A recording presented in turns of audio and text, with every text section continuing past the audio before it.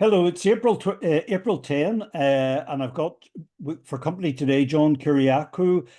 John is a former CIA counter-terrorism officer.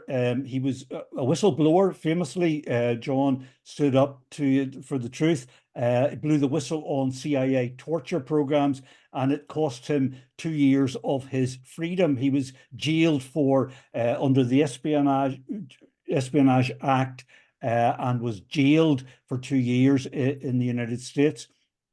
Since he's come out of jail, he's been working tremendously as an independent journalist. He's got a radio program on Radio Sputnik, dealing with current affairs, international politics, American politics, and what have you. He's also a writer and columnist for various outlets like Consortium News. John, welcome.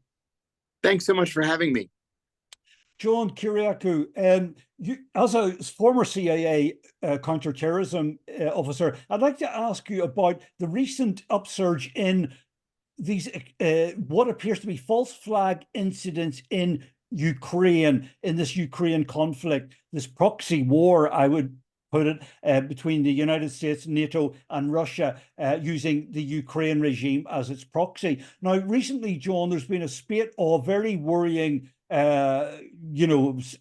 attacks. In the Western media, it's reported that Russia is using chemical weapons against Ukrainian troops in the front line there in Ukraine. And also, in parallel to that, there's been an upsurge in artillery attacks on the nuclear plant, the civilian nuclear plant at Zaporozhye Nuclear Power Plant. It's the biggest nuclear power station in Europe, civilian power station. Now, both incidents have just recently surged in the news. And the implication in the Western media is that Russian military is involved in dropping chemical weapons on Ukrainian forces. And there's this, how would you say, this ambiguity about the attacks on the nuclear plant, which are implying that Russia may be involved in attacking a nuclear plant that it's actually in possession of. John, a lot of people would smell here a rat, that this is kind of a false flag operation. What's your view on it all?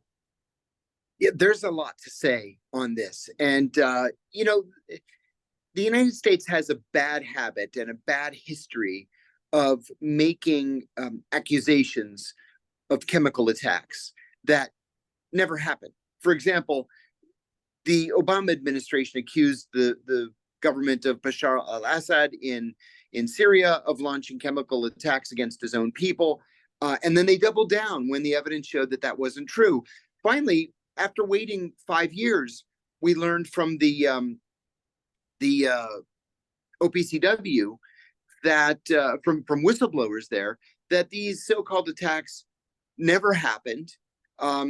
If there was evidence of chemical weapons, it did not come from the Assad government. It came from the Islamic State, which was in the area. And so, it's one of those things where the US government is very happy to throw out the accusation, which is impossible to prove. It's extraordinarily difficult to disprove. And then they hope that by the time it is disproved, the rest of the world has moved on to some other issue. And I think that's what we're seeing here. Now, another thing, too, it was my experience at the CIA that the CIA would become involved in covert action programs or false flag operations when things were going poorly overseas. If the Ukrainians were winning this war on the ground, there would be no reason to launch a false flag operation. Launching a false flag operation is meant to distract the rest of the world through the use of propaganda from what's actually happening on the ground. And I suspect that's what we're seeing here. You made an important point that it doesn't make sense for the Russians to attack the nuclear power plant because they control the region where the nuclear power plant is located. So why would they attack it? That doesn't make any sense. And besides, it's going to take a little while for the media or the general public to either purchase or commission overhead satellite imagery to see if there's damage to the nuclear power plant. And again, by the time they're able to do that, the hope is that everybody's moved on to some other issue. Yeah. So I really believe that this has false flag written all over it. The similarity, John, with Syria, and I'm glad you mentioned Syria there, is that the Assad forces, the Syrian Arab army, was accused of dropping chemical weapons, even though at that stage in that conflict, the Syrian Arab army had the dominant upper hand in the conflict, and it didn't make sense. The Syrians denied that they had the chemical weapons anyway, and Right. they said that they had decommissioned their weapons as per the Chemical Weapons Convention. They decommissioned all their stockpile. But anyway, I mean, even if they had the weapons, it didn't make sense at that point in the conflict when they had the upper hand to then use it. Now, likewise, in Ukraine, Russia certainly has the upper hand here in this conflict. And why would Russia, have the need to use chemical weapons, even though they also claim to have decommissioned all their chemical weapons stockpile? So there is a similarity here with Syria. The people that the party that would actually have the incentive to use it would be, as you point out, John, the CIA side, the proxies of the CIA, who are losing the conflict, as in Syria and now as in Ukraine. Yeah, I think that's exactly right. I think that's really the bottom line here. It just simply doesn't make sense for the Russians to use chemical weapons, or even more specifically, to use chemical weapons in that area where there is such a heavy population of Russians, be they ethnic Russian, former Ukrainians, or Russian soldiers. That doesn't make any sense. If the Russians were going to violate international law like that on such a major scale by using chemical weapons in violation of any number of international treaties, wouldn't they go whole hog and use it in Kiev, let's say, or in an area where there is not a heavy Russian concentration? Just the idea of it doesn't make any sense. Yeah. And also, getting back to the Syria analogy, I mean, after they made those claims, and the Western media, saturated reports, very kind of like dramatic reports that the Syrian army, alleging that Syrian army had used chemical weapons. Then the Americans and the British and the French launched a whole barrage of airstrikes on Syria. Oh yes. So the false flag objective would seem to be to create a pretext for some kind of intervention, bigger intervention by the Western powers. Yes, I agree. And, maybe it's a little further afield, but I think it's important enough to say that in the case of Syria, one of the things that the United States either just doesn't understand or has chosen to ignore is whether we like Bashar al-Assad's politics or not. He is literally the only thing standing between the Christian community in Syria and annihilation. Right? Now, we've worked with the government of Bashar al-Assad many, many times in the past. You can go back to, the period after the first Gulf War when he first became president, for example. You can go back to the no-fly zones of over northern Iraq, where we were allowed overflight clearance over Syrian airspace. You can look back at the beginning of the fight against ISIS, and Assad was with us on this until we decided we didn't like him anymore. Yeah. Now, I wanted to reiterate something about the OPCW. The OPCW was clear from the beginning that Assad's regime did not use those chemical weapons. And it wasn't until, like I said, 5 years later, when these OPCW whistleblowers came out with the actual report proving through the testing of the soil that the attack just simply didn't happen, that people said, well, okay, maybe the West was wrong about that, but by then nobody cared. Is that what's going to happen in Ukraine? where we accuse the Russians of committing a war crime and then wait for a few years and say, well, okay, maybe we got the facts or the details wrong, but the Russians are still very bad government. Yeah. Well, that's not a policy. That's just a poorly carried out intelligence operation. Yeah, I saw the reports, John, of the chemical weapons, alleged chemical weapons attacks in Ukraine, allegedly by the Russians. I saw those reports in the Telegraph, the British Telegraph, and the Guardian, the British Guardian. There probably were in other Western media outlets. But when I read the reports, I don't know if you got the chance to, John, but it's to me, there was a whiff of a propaganda stunt. You know, they quoted some American medic who was working for the Ukrainians as presenting some kind of grenade, chemical weapon grenade, gas grenade, and the Telegraph, the British Telegraph, which is very close with MI6 and British intelligence. And they sort of quoted this medic as their source. The whole thing smacks of very much a propaganda stunt, you know, the way the Western media have reacted to this alleged dropping of chemical weapons, which, as you say, does not make military sense, does not add up. And further to what you said, John, the CIA, whom you worked for in the past, have got the expertise in that field of dirty tricks. Yeah, that's exactly right. And I'll tell you, too, that when I was at the CIA, and granted, I left the CIA 20 years ago, but we were not allowed to use the Telegraph as a source of information, even if the Telegraph ran an article that was supportive of an analytic side, an analytic decision that we had made at the CIA. It's just not reliable because it is one of the preferred outlets of MI6. So, you know, if we would see something in the Telegraph that was interesting, we would sort of make an oral note of it, but we were not allowed to use it in finished intelligence products. And I will add that the Guardian that we read today is not the Guardian of 10 years ago for the very same reason. The Guardian, for whatever reason, has made this move to the right.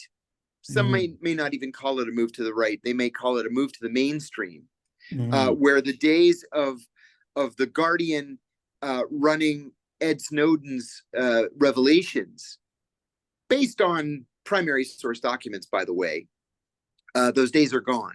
Those days are gone. And so you're right. You know, when you and I first began emailing each other and you included those two reports, I read them, and then I looked for supporting evidence, and I just couldn't find any. I saw repeats of those two articles, but in the so-called papers of record, the New York Times, the Washington Post, the Wall Street Journal, the Times of London, etc., they just didn't pick up the story. Right. And I wonder if their analysis was like yours and mine, that this just did not make military sense. Yeah.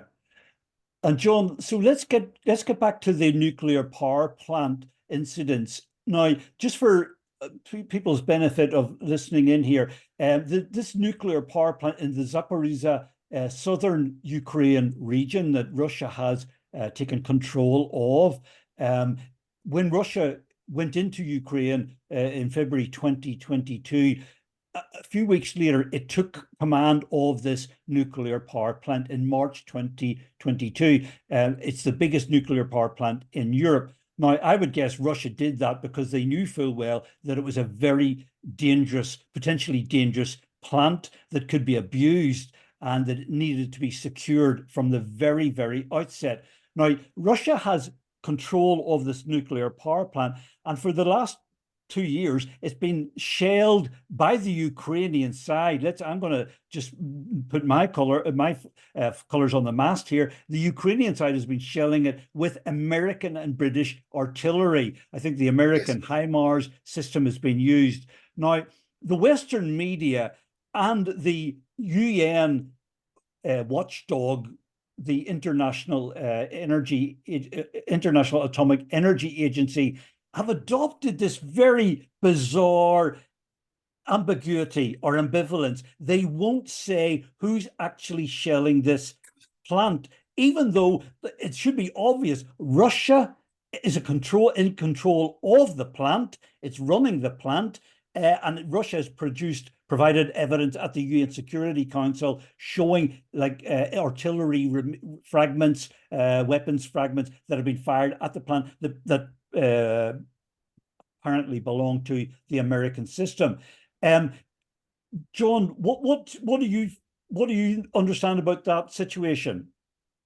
Well, yeah, I would hearken back to those early days of the war, back in February and March of 2022, when the Western media were reporting that the Russians were shelling Zaporozhye and had taken Ukrainian nuclear engineers and scientists hostage. And oh my God, they were starving them. They were injured. They needed medical attention. And the Russians said, no, we aren't. And it turned out that it was all made up. Nobody had been held hostage. And in the end, everybody that wanted to leave left. Well, let me rephrase that. Everybody left. So that was not true. We know that that's not true. Yeah. To reiterate what you said a moment ago, the Russians took control of the plant because it needed to be secured. It was in the center of the war zone. And that's exactly what they did. They secured it. It doesn't make any logical sense at all for the Russians to bomb what is essentially now their own nuclear power plant. Well, I think another way of putting it, John, I mean, it seems like another false flag effort, doesn't it? I mean, it's trying to create some kind of like horrible catastrophe, you know, whether it's a chemical poisoning or release of radioactive material, and then to try to blame it on Russia, which would then precipitate, you know, or create a pretext for perhaps the United States and its NATO allies to fully intervene in this conflict. It's kind of creating deliberately trying to create a crisis or a catastrophe, which would then give a pretext, a cover to intervene. I mean, that's what appears to be the logic here, or the game plan, would you say? Well, I would say, and I think we should also think about comments that French President Emmanuel Macron made just 2 weeks ago, in which he not only advocated sending French ground troops, but he talked about the logistics of sending French ground troops, until literally everybody else in the NATO alliance stood up and said, wait a minute, that would be an act of war. You can't send ground troops. And he's backed off. So I would say, yes, that in the end, the idea would be to provoke an incident that would then allow for the Ukrainians to say, our very survival is at stake.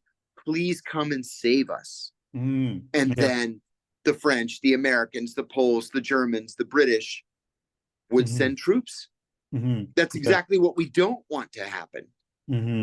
But it is amazing, John, just the kind of the state of denial in the Western governments and their media and this UN IAEA agency, that they will not come out and precisely condemn the perpetrators of these attacks on a nuclear power station, which, if you know, went horribly wrong, would create like a Chernobyl style fallout, radioactive disaster across the whole of Europe. It is quite astounding that the Western media are so I don't know, ideologically fixated on you know, attacking Russia and blaming Russia, that they will deny, even when the perpetrator of a nuclear terrorism or sabotage is the regime that they're supporting. They would just deny that fact. Yeah, it points to the hypocrisy of this policy. It doesn't make any sense at all. And frankly, even in a time of war, this is one of those rare issues on which the two sides should be able to agree and to cooperate. You know, we should be talking to the Russians about nuclear safety, about non-proliferation, about counter narcotics, for example, or counterterrorism.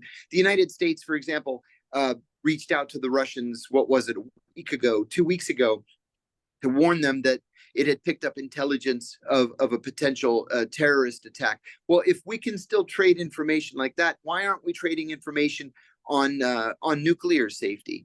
The only reason that I can think of is because there is an operation underway to make it look like the Russians are threatening the security of the entire region by bombing a nuclear power plant. It just, again, doesn't make any sense. John, just to go back to your earlier point that the CIA has a propensity to engage in these kind of dirty tricks operations when things are going badly. And one might, observe that things are going badly for the NATO side in this Ukraine conflict. It's over 2 years since it erupted in February 2022. And 2 years later, there is estimated to be something like 500,000 Ukrainian military deaths.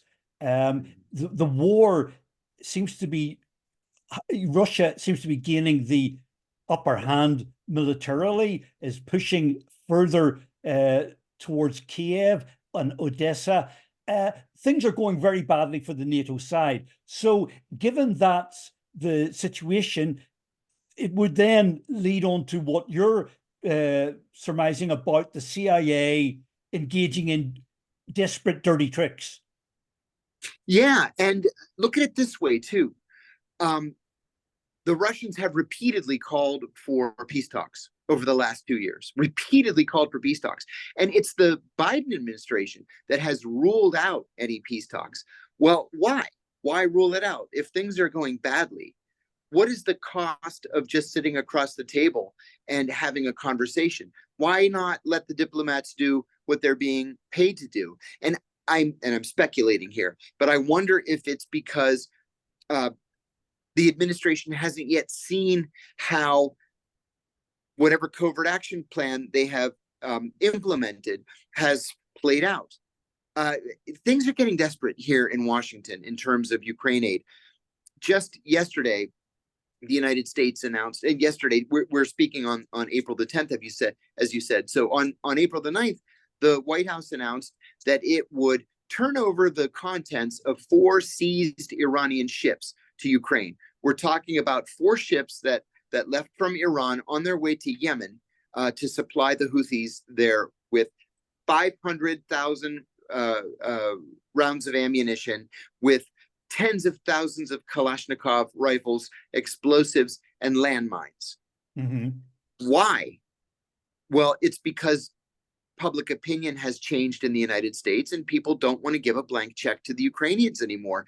And if your official policy is not to talk to the other side, then desperate times call for desperate measures, and you end up looking at the scraps that you have heretofore left on the floor, and you pick those up and send those to the Ukrainians. So now, if things aren't going well, you supply the Ukrainians with seized Iranian weapons, you initiate false flag operations, propaganda operations, you talk to Macron about making an announcement that he's going to send 1,000 ground troops, and then you hope for the best. And I think that's the phase that we're in right now. Yeah, John, very nicely put, if very worryingly put. But yeah, I mean, they're trying to, like, it's kind of like the throw of the dice, just desperately for something to turn up. To turn the tables, their misfortune. They're losing the war, and it's pulled the stops out for false flags and what have you, and terribly, but something disastrous like a nuclear contamination across Europe could result. Yeah, it just shows you the crazy people that are trying to that are supposedly running the Western governments. John Kiriakou, it's a pleasure to talk with you, and thanks very much, John, for your time and your insights. Really, that's a powerful help for us to understand what's going on. Thank you so much for inviting me. The pleasure was mine. Thanks, John. Take care. Bye-bye. Talk again. Bye-bye. Bye-bye. I look forward to it. See ya.